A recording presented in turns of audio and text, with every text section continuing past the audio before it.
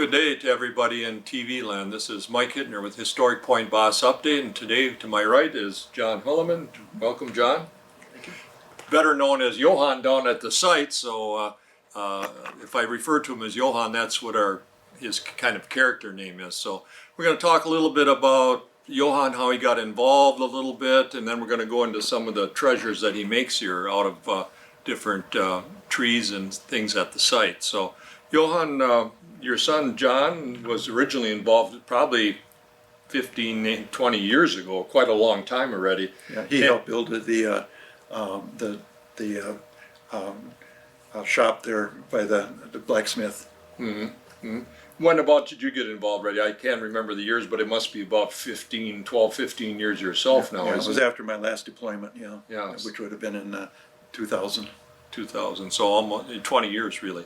So what's kind of nice now, if anybody wants to know anything about wood, Johann is not going to be the main one to identify everything, but if you want to know about some wood, he's our chief wood splitter and conserver of all of our wood down there. And if you want, I don't think he's going to do it for you, but if you want nice kindling wood, he makes it the size of matchsticks. So I mean, it's beautiful wood if you want to start a fire.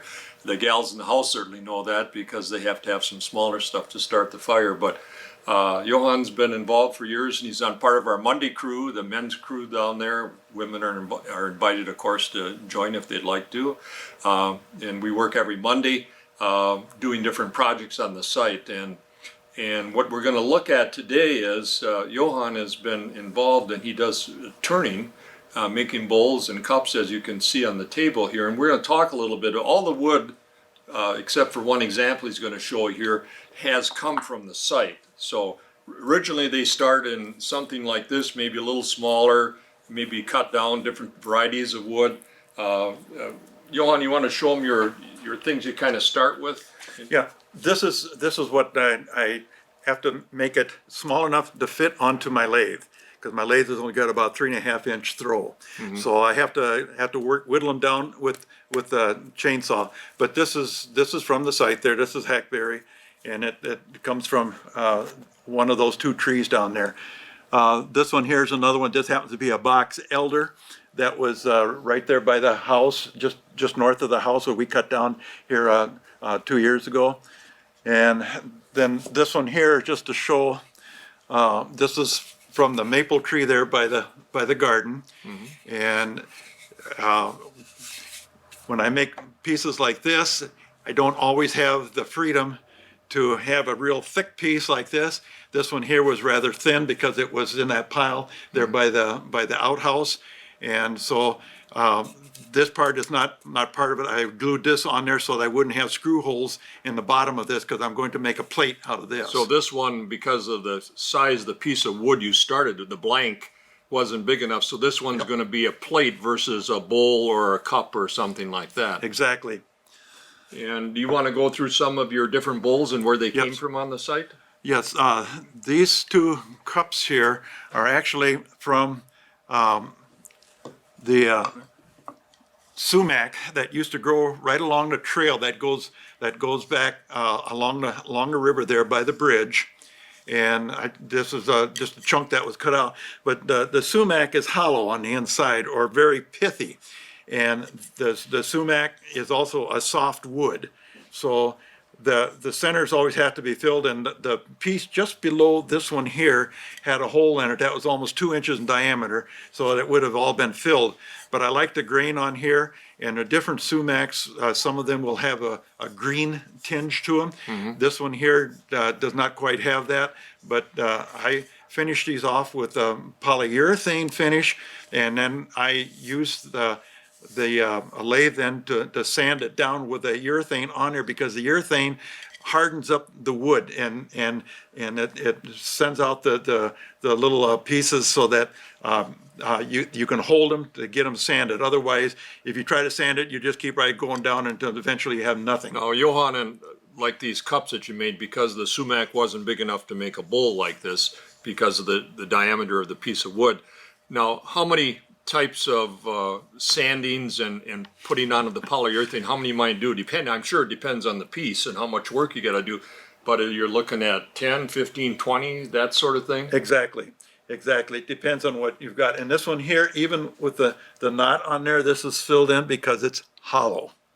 If you can see that, because this is very soft and it deteriorates very quickly, and that's why when you're sanding it, I have to have something to solidify the wood on there. Otherwise, I'd end up with, nothing. You want to go through some of the bowls and where they came from, what type of variety of trees?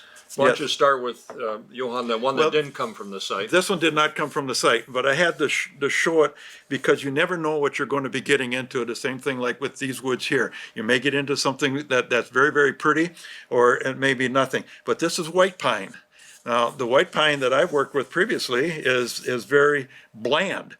But this one here is not from above ground. It's from the stump.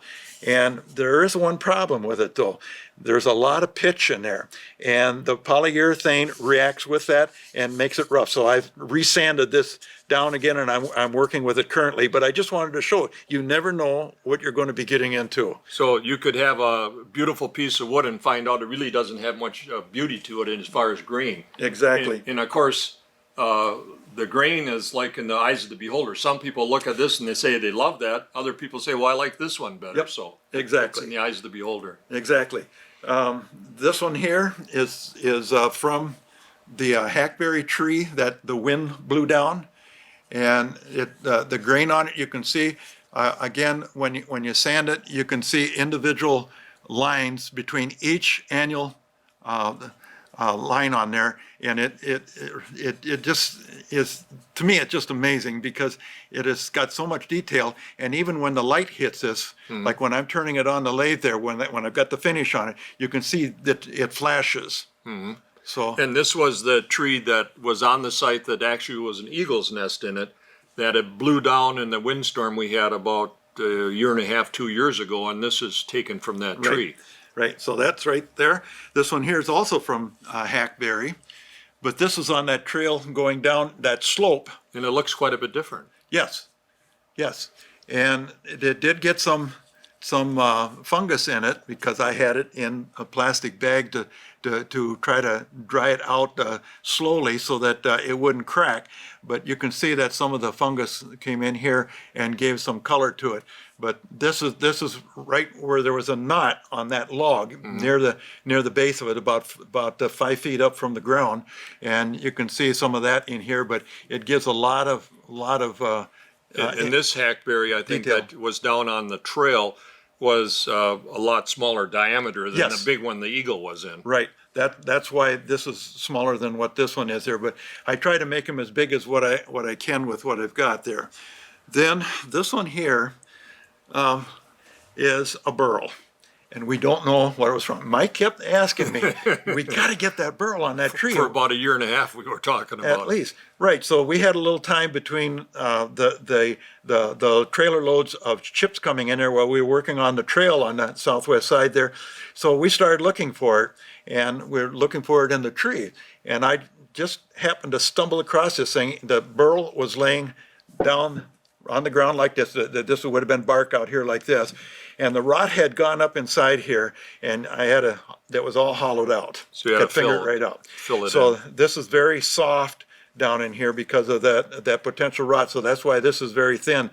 But the thing is heavy. I mean, you can feel it. It almost feels like porcelain. Compared to the other ones, it's probably almost twice as heavy. Right, and that's because the burls, the grain on it is compressed. So you don't have the light part of the grain, you have only the heavy part of the grain, and that's what makes it important. But Why don't you, I'll hold that, Johann, and just read, you got a little bit of an article out of National Geographic from a couple years back. July 2013. 2013, well, a few years back. And just read us a little bit there on the value and what the burls are worth. It says here, they show a fellow here with a chainsaw cutting it off, but it says selling burls can be a big business when done legally as above, what this guy is doing. They fetch $75 to $300 a pound from furniture designers and wood artists. I would guess I'd be a wood artist. Folks, that's $75 to $300 a pound, not for each burl. Exactly. The burl might weigh 15 pounds. Well, this one weighs about a pound right there. Yeah, right.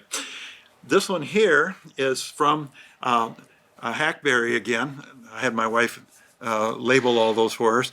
And this one had a lot of rot on because the thing had been down before I cut this piece off there. So that portion that I went up there to get, but I didn't realize, even though the outside looked good, there was a rot on the inside because this is where a limb had been, and that rot went through there, but it got covered over again. So you never know what you're going to be getting into, and I think it turns out, because even though I had to fill this in with sawdust and wood glue, it still has a lot of character to it, I think, anyway. So, and here again you can see the detail in the annual rings on it. So. Yeah, I think that is so pretty. But and that Hackberry was kind of a new thing for us, actually. yes, Don introduced me to that. Yes. And these two up here, these are from the maple tree there by the garden. And again, that was down for some time. And this one here only has solid wood on it, this portion here. And there's another portion right here. This here is already starting to decay, but that was where the tree was up there, and this was up there about 20, 25 feet in the air. So that was just, folks, it was just a big limb that came off this tree, and that limb was as big as a lot of trees. right. And this one here is also from there by the garden. And this one here is all live wood. This is starting to get close to the bark, so there's a little sapwood in there. But this is, like I said, maple again, and I think it's pretty, but it doesn't quite have the detail that the Hackberry has on the annual rings. The Hackberry is so much finer, and when you look at it under magnification, like I have, I think it's really, really pretty. But this one here, there was some decay starting in here, and that just adds to the color of it, so I don't think that's really bad. No, Johann, can you make bowls or cups out of almost every kind of wood, or is there certain ones that, have you made something out of oak, or isn't that? Yes, but it's very hard to work with. Because of the hardness of the wood. Because of the hardness of the wood. And that's what, now, like with the Hackberry here, I should probably explain that. I copied this down, some of the names for it. It's there's 6 to 8 species in the U.S. There's like about between 75 and 80 around the world, but it's because of the way that it's classified. So some biologists call it this, and some call it something else. And hackberry is a name that we've been using. Honeyberry is another name for it. Hagberry, H-A-G, is another name for it. Sugarberry, false elm, and then there's a more derogatory term. There's a couple of those. Eggberry is another term for it. So it just depends on where they're located and who is identifying it. On this burl here, the burls I found out are we've seen them on cherry down there, and it's also found on oak trees. There's one down the street from us that's about 16 to 18 inches in diameter, and it sticks out from the trunk about like this. Wow. But some of these, according to some of the sources that I've looked at, they can get up there to feet in diameter. I mean, are any of these burls could probably be hollow also, right? A lot of times. Yes, because what it is a damage to the trunk of the tree, or to And part it's of it. kind of the nature's growing over it to protect it. Right. It grows over to kind of heal it, but it doesn't. It doesn't completely heal. If you cut a burl off, that'll destroy the tree. Okay. Because now you've taken its scab and it's You've healing. taken the Band-Aid off, and now you're Right. ripe for disease or something. But the most popular ones are the cherry tree, which we've seen down there, Yes. the oak tree, ash tree, maple tree, elm, and then walnut, and then the redwood out there in the West Coast. So I thought that this is all interesting because we know exactly which trees these came from. And as you can see, Johann has done beautiful work here, many hours involved in this. And normally we have some of these out for a bidding process at our winter feast, but unfortunately because of COVID and everything, we're not having winter feast because we can't separate people and make it safe for everybody. And so what we're gonna do is we're gonna sell these. The bowls will be $75 each, your choice, whatever you want. And on the, like Johann was saying, on the bottom it's marked which variety of tree it is and where it was from. It's on the site, of course. $75 each, your choice. And the sumac goblets there are going to be $60 each. So we're going to have them on display at Family Natural Foods on 9th and West Grand Avenue. If you want to come in, they'll be happy to show them to you. If you want to buy one, that's great. If you just want to look at them, but I think they make great gift items. And we're filming this during the week that Valentine's Day is coming up, and so it'd be a great present for your loved one there. That sort of thing they could enjoy a lot. And we want to thank Johann for all his work he's done on this. This is kind of a donation of love that he enjoys doing this sort of thing. The proceeds will go, of course, to Historic Point Basse. So thank you, Johann, for coming on today, and appreciate all your hard work. Yeah, I was going to tell you that I've got one that is a plate. It was only about this thick with that, from that burl on that maple tree there by the house. Mm-hmm. And it took a lot of gluing and sanding and filling in order to get that to actually be big enough to actually show something with it. But whenever I show that to somebody outside of the house, my wife always says, that better be on the coffee table when I get back. Yeah, Johann's wife Diane has some real favorites here, and so those ones you aren't going to see, because she's just spoken for those. So thank you very much, Johann, yep. And we'll see you down at the site. Okay. Today with me is Dawn Baker to my right. Dawn, welcome. Hi. And Dawn is one of our citizens at Historic Point Basse, and we're going to talk a little bit about Dawn and what she does and how it started, that sort of thing. Dawn, I know that you were involved for many years. I don't know exactly how many, but I'm sure you can tell us. You and your husband Terry were very involved and still are involved with the Renaissance. And can you explain a little bit about that and how you got involved with that and what you kind of do? Okay, well, technically the group we're involved with is Society for Creative Anachronisms, which is just saying history and it's something out of place, which is kind of cool because you get to experience the old times as well as have the conveniences of flush toilets and heat and those kinds of things. How did you get interested, you and Terry, to join something like that? It was actually really an odd thing because my first husband was into Doctor Who. Okay. And friends of ours in Stevens Point did Doctor Who, and they had invited us to a public TV telethon. And we were supposed to dress in that time frame. Yeah. Well, because of that, we got more involved and found out what they were doing, and that they've been doing this other group, which is between 11 and 1600s, which is actually before the Renaissance, but it's, somewhat similar. Yes. And I was never a history buff, so it was hard for me to learn by book about history. I didn't care. But this was a lot more fun because you could actually experience history in its own way.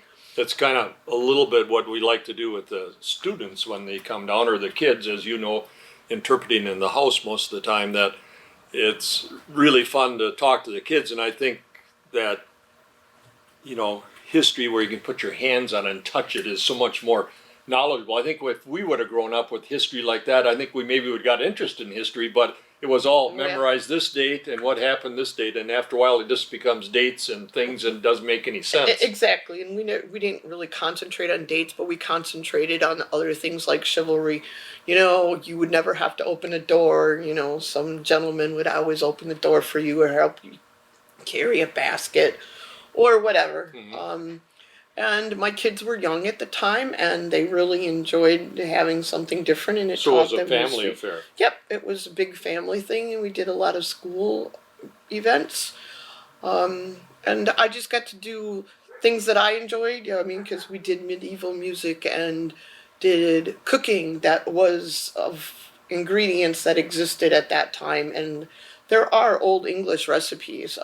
They're hard to convert, but we did a lot of it. You also got to experience like the great big banquets that you always hear, oh, round table and whatever, but you got to experience what having like an 8-course dinner was. And in fact, you've been involved for a number of years in those type of banquets. I think you've done them Yep. in Toma or someplace like that. Recently we've done them in Toma, but I've done a bunch of them all over the place. We've been in Wausau, in Stevens Point, in all those areas. Yes. And it's How many years have you been involved over?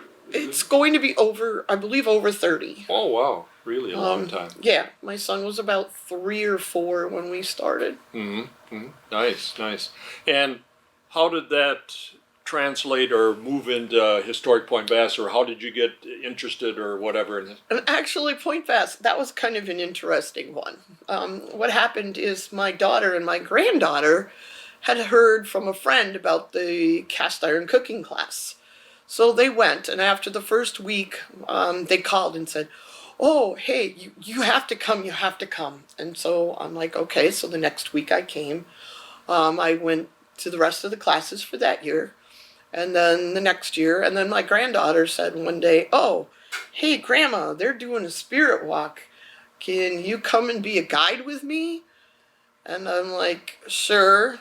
Well, that whole plan kind of backfired because the grandchild found something else interesting to do, but the commitment was made and I didn't want to leave the Wakely people in a lurch. So I came and I was a guide, and then I just got more and more involved as time went on. And did you choose the house, or did the house choose you, or how did that happen? I think the house kind of chose me in several aspects. One, because I did like to cook. Secondly, there's a lot of textile arts and things that were involved in the 1800s that people didn't think about, and I really enjoy like crafts and yarn and things like that. So between the two being in the house, I think the house kind of chose me. But at the same time, I've been out there cooking maple syrup in a log, and Yeah, you've done a lot of different things depending on what's required.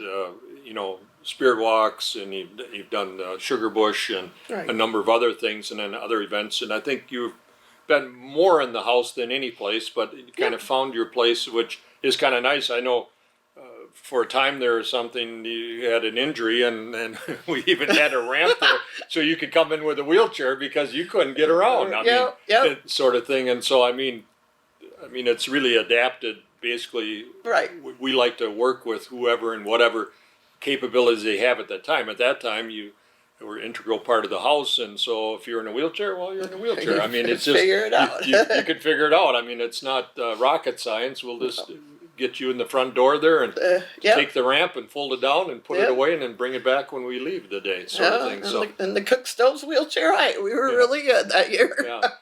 Do you enjoy in the house? I know you interpret the whole house, but do you enjoy more of the kitchen, or don't you have a preference for what you interpret? I think I enjoy the kitchen a little bit more than the rest of the house, but I do enjoy being able to share with others, like how beds, how primitive a bed was, but at the same time, how lucky they were that they had a bed and not just the blanket on the ground. As well as some of the, odd things, the clothes drying rack or the hot water bottle. I mean, who knew that they had a hot water bottle back in 1800s? Rug beaters, whatever it might be, sort of thing. It's kind of interesting in the house. Diane Nichols, one of our members, is kind of in charge of the house, and you work with her and that sort of thing. And I know that sometimes, like for a festival, when you got more people coming through, you'll kind of take rooms or something, or switch off, and then somebody interprets upstairs, and somebody interprets the parlor and that sort of thing. And does that seem to work out pretty good? It's probably a good idea. Not everybody's moving all around. That really works better, because if you don't have those people to do that, yes, we can interpret it all, but then sometimes you have a group of people that just wander upstairs by themselves because you're busy with the people in the kitchen, and you don't know that they're not, trying to play around with the loom or, pick something up or laying on the bed or opening up the trunks. Right.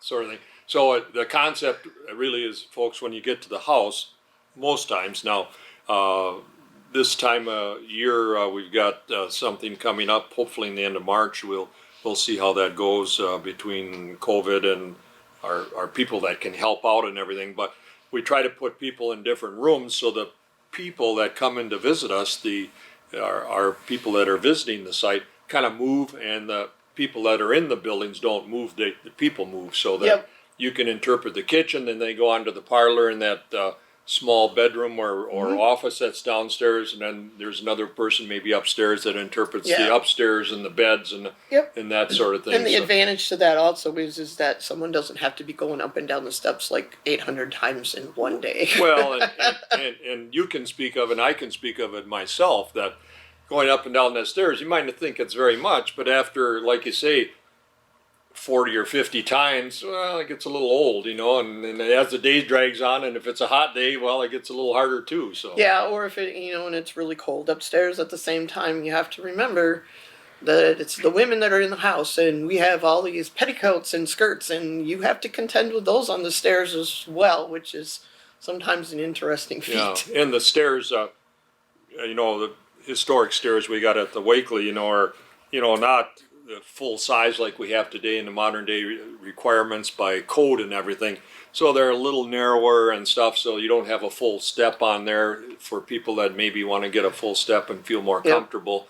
So Those stairs are legal, it's just a different way, because when you go up, when you go with a higher riser, you have to actually go with a smaller, narrower stair. narrower Right. tread. Okay, And, So I'm, those are legal stairs. those are legal stairs. and I guess I'm used to that. I live in a house that was built around the 1920s, So so somewhat same era, at least within 60, 70 years. of yeah. that So era. you still have the not what we term as modern stairs. Have you had a chance, Dawn? I know we got an old barn loom upstairs. Have you had a chance to work with that, or Yes. I know you've watched somebody up there. No, but- I've actually worked with it.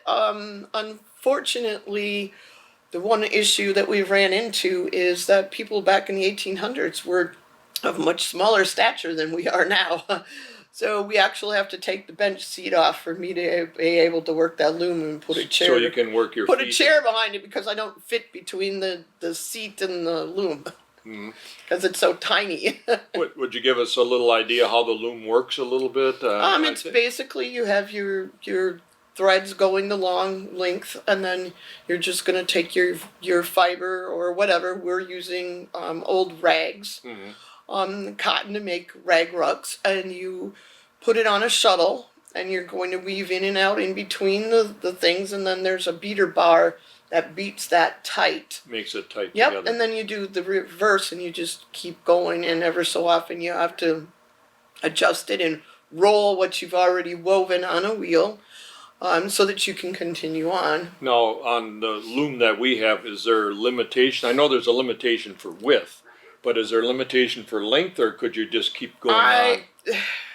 I know that when they put the threads on there to start it out, they do a lot, and you generally would stop and make a number of rugs out of that, because you would be somewhat limited, because once you weave it and you have to roll, you're going to run out of the available space Okay. to roll that, because you think about a big rug, it's thick, it gets pretty big and bulky pretty quick. Right. And besides, you're not going to want a rug that's 40 feet long. Right. We don't have a mansion, so it isn't like you need Right. a 40-foot hallway that you need a rug in it. I think if we did something, probably in the neighborhood of 6 to 8 feet would probably be the max Right. we would probably do, Yeah. that Yeah. sort of thing. So. And I didn't get to see the one that was on there. Diane and Jim, I believe, are the ones that took that off. Okay. So- And is it quite a setup to? Have you seen it set I up? haven't gotten to see them. That might be quite a thing to watch I've too. been told that it's quite interesting and it can be quite complicated.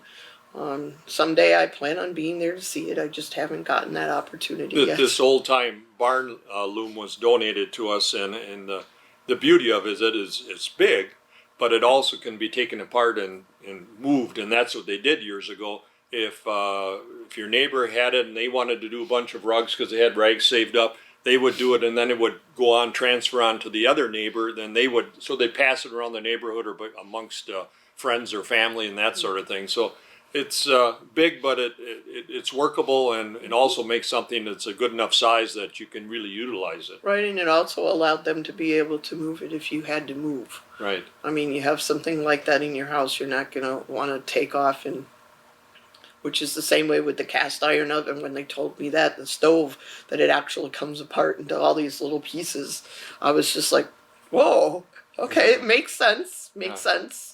Because they had to get it here, and they probably didn't ship it up in one big piece. So I don't think you could move that one. Yeah.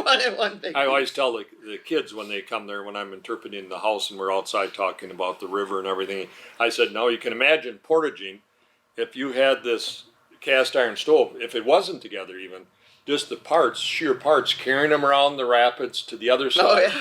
And then putting them in the boat and then going up the river. But the only problem is 4 or 5 miles, we got more rapids, and we got to do this continuously. That you're going to try to find either an overland route, or you're going to say, oh, I'm going to settle at Point Basse because I don't want to do this anymore. So. I've gone far enough, done this enough, so this is where we're staying. Yes, yes. Sounds good. Any other part of the house that you enjoy interpreting? I know you like cooking, and Yeah, so, I really enjoy that, but I also like to be able to tell the kids, things about like how you baked a cake back then. That you also planned your meals and things like that around which was available. It was seasonal. You weren't gonna have strawberry shortcake in December because this is Wisconsin and you're not gonna find a strawberry. yeah, And also about how, you utilized everything. That the kids had to go out, find the eggs and do this. You had to probably find a beehive if you wanted honey. But I also enjoyed letting the kids know about certain things, about why the floor is the color it is, why the sconces are shiny silver, things like that. yeah. Little things that we kind of know, but maybe somebody doesn't know the background of why it's the way it is, sort of thing. Like the sconces are shiny because the reflection of the candles, you get 2 or 3 times the light out of it versus just having it on a blank wall or just a reflection Right. off the wall. So, Right. so that sort of thing would be good. And the kids are always amazed about and adults, the floor is painted, kind of a burgundy or oxblood Yep. color. Well, why paint nowadays? We always liked natural wood, and we liked it polyurethane or put in a coat of linseed or something. These floors are all painted, but that was the custom of the day.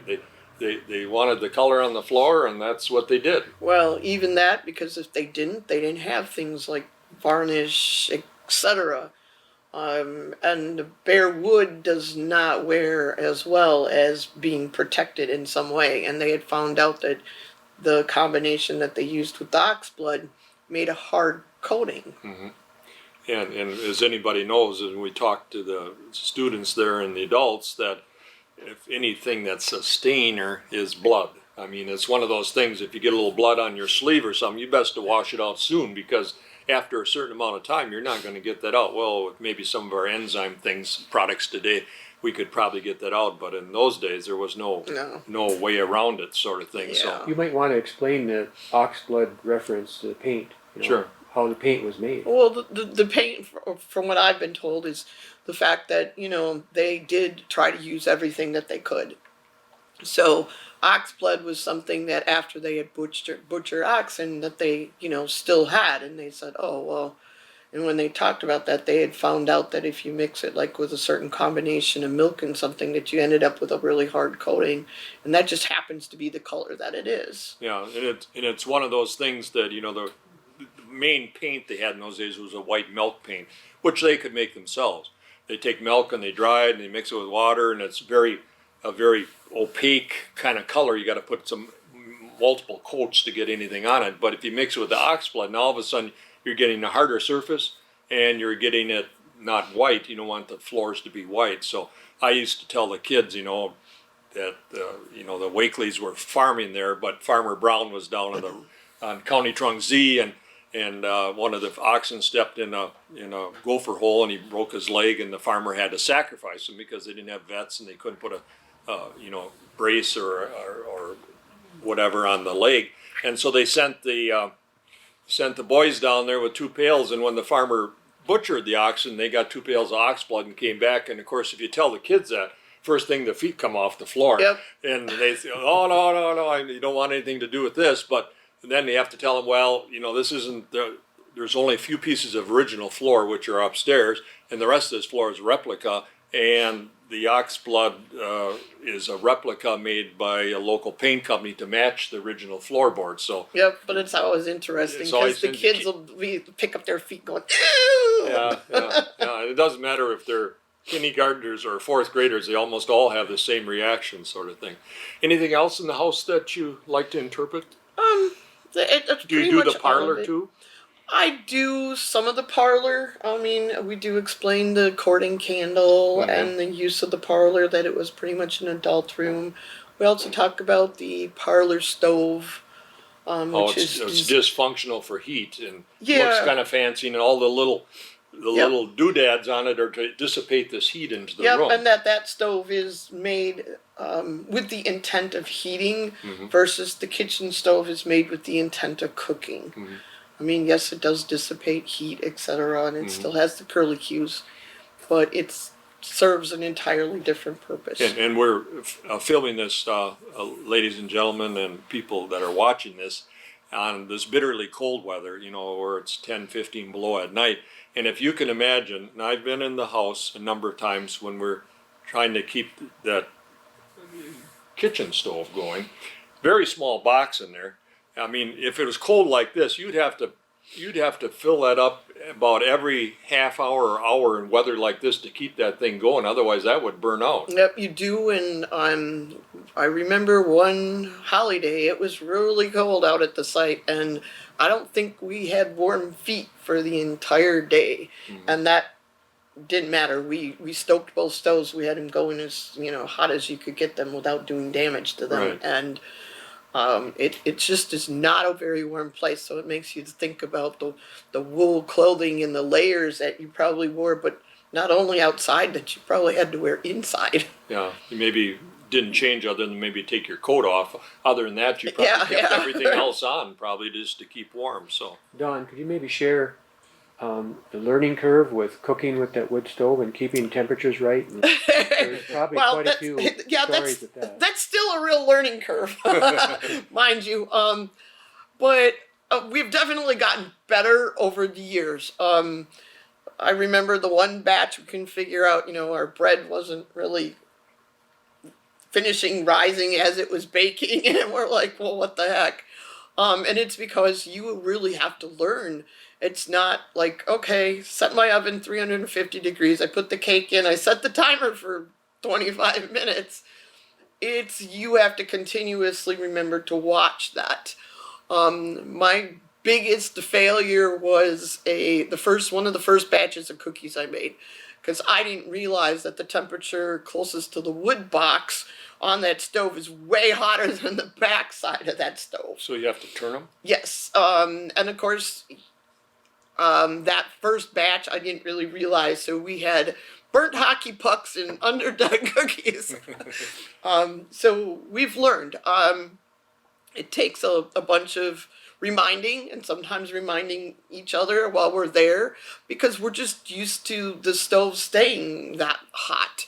Right. So we still have a real tendency of something that has to bake for quite a bit of time to not always turn out quite right, because we're not really great at keeping that temperature up, because you can only put so much wood in the little wood box thing. And so we have learned that. Yeah, and when we talk about wood box, folks, that wood box is about 6 by 8 or 10 Yeah, by it's 8 not. or It's, something. yeah, it's not very big. It's probably 2 feet. well, yeah, about 2 foot long and then 8 by 8. Yeah. Right. Yeah, it's not real. It's not real big. You can't put a lot of wood in there. Right. So it's a matter of teaching yourself a whole different principle. The other skill is the cast iron, because we're not used to cast iron. I mean, think about it. You go take a pan of cookies out of the oven. Pan weighs, what, 6 ounces or something, you Yes. know, and it's cookies. You take a cast iron pan out of the oven, you're talking about, a couple pounds just for the pan. And then you have to try to take it and turn it around because of the uneven heat. and it does heat differently. So it's a lot of Yeah, and things put into that learning curve. what people have to realize too, the wood box is here, and then on the opposite side is we got the well that has water in it, and that's supposed to keep it somewhat even as far as temperature. Of course, it's always going to be hotter here, but you don't lose the heat here if you got some water in there to Right. keep that temperature Yep. warmer. Of course, this time of year, of course, we drain it out. Otherwise, we'd crack it. It's got a Yeah. lining that's made out of copper in there, but that water well is also important to keep everything more even temperature. Yeah, and it's still, I mean, it's still a real challenge because one, on top of that, you don't have a thermostat telling you, oh, hey, you need more wood, you know, your oven's getting cool, you got to add some more wood. You just have to learn to do that, you know, by instinct. And I think part of our problem down at the site too is we're open about 10 times a year, folks. And so if we use that stove 10 times, but there's sometimes 2-3 months in between an event that, well, you know, you're not really used to it. And so you got to almost relearn it or rethink it again. Oh yeah, and I'm sure that this stretch, by the time we use it again, it's going to be a challenge. Yeah, because of the COVID thing, we, you know, haven't really had the stove going, I think, since last year in the Yep. kitchen. So And also too, I'd like to share about the size of the wood, and Johann is so important with that. That's why it's not a small job or a you know unimportant job at all. It's very important to get the right kind of wood, get it seasoned, get it the right size, because you really can't. You don't really want to put. Am I right, Dawn? If you correct me if I'm wrong, but you don't really want to put a large piece of wood in it. You want to just feed little pieces at a time, so it's a consistent fire, not hot and then cold. Yeah. Yep, which is something you have to teach yourself to do. In addition to that, and because you have a limited space that you have to build this fire in, so we really value what Johann does because the first time they taught me how to use the stove, and I'm like, oh well, I know how hard it is can build a campfire once in a while. yeah, and How are we? But you know, he does get his kindling like pretty much matchstick, but Yeah. long on his wood shavings and. yeah, and then when you started with the matchstick and the shavings, and then he uses the shavings from his bulls as a byproduct.